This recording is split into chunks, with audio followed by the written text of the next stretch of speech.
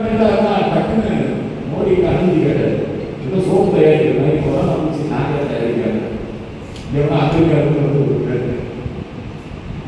ஆனால் அந்த தொழில்நுட்பத்தை நம்முடைய மருத்துவர்கள் மீது நம்பிக்கை வைத்து அதை தயாரித்து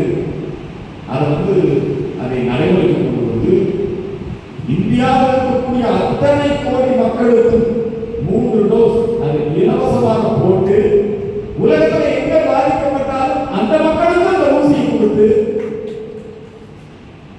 எல்லாரும் இன்னைக்கு அந்த கொரோனா தடுப்பூசி பைசர் இருக்குது, வேற எதுவும் இருக்கு, அதெல்லாம் போனா கூட ஏதோ ஹார்ட் அட்டாக் வருது, பாதிப்பு இருக்கலாம். ஆனால் நம்முடைய இந்த ஊசி தடுப்பூசிங்கிறது உலகத்தில் பாதுகாப்பானது. இந்த வேக்சின் அப்படிங்கிறது எல்லாருமே முடிவு பண்ணிருக்காங்க. நம்முடைய இந்திய உணவு வகைகள் மேல இன்னைக்கு ஆர்வம் அதிகரிச்சு. இந்திய உடைகள், இந்தியாவில் ஒவ்வொரு ஊரும் ஒவ்வொரு விதமான உடை, இந்திய உடைகள் மீது ஒரு ஆர்வம் உண்டு. இந்திய பொருட்கள் மீது ஒரு நம்பகத்தன்மை உருவாயிருக்கிறது.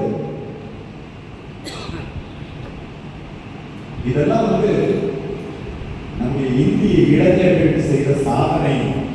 நம்முடைய இளைஞர்கள் இதெல்லாம் கொண்டு வந்து நாம அவங்களோட பெற்றா பண்ண முடியும், நம்மளே எல்லாம் செய்ய முடியும் அப்படிங்கிற இதை கொண்டு வந்திருக்காங்க. ஆனாலும் மோகம் இருக்கிறது.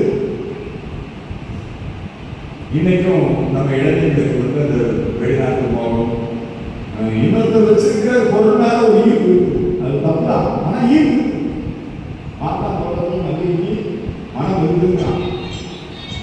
அதனால சரி பண்ணுவோம். இது ஒரு நல்ல சுதேசி சந்தை நிகழ்வு, ஒரு முதல் முயற்சி. இந்த முயற்சியை இதோட நம்ம விட போகிறோம். கடந்த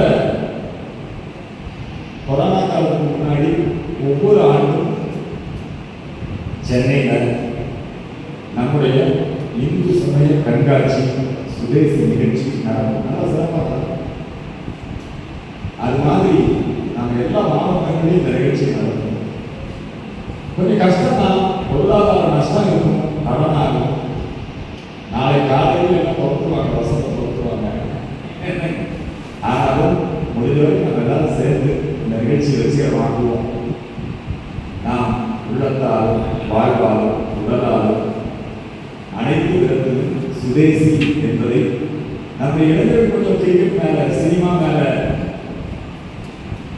நம்முடைய இளைஞர்களுக்கு வெளிநாட்டு பொருட்கள் மேல மோகமெல்லாம் இருக்கு. அவங்களே சரி பண்ணணும். சொன்னாங்க தொழில் கொடுக்கணும் அப்படிங்கிறாரு. நம்முடைய நரேந்திர மோடி அவர்